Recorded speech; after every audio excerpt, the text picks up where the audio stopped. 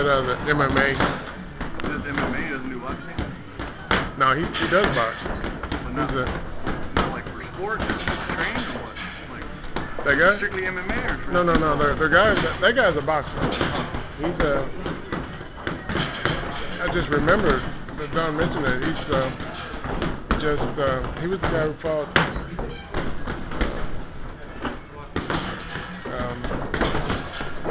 What's his name? The guy from Man Wolf's Gym. From Wolf's Gym. You know where he is. Kirkland.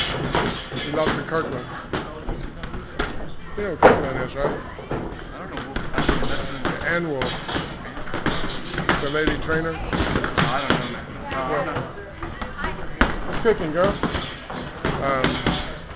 Well, he lost to Kirkland. And Don just said that he was on the Contender. Oh, yeah? And so I mean he's a pro and he's damn good too. I felt good until that one fucking hit, man. I don't know. Yeah. Well, and they let me get at him too, though. But I felt good. I mean, I don't know. Well, the first round, that was all you. He didn't.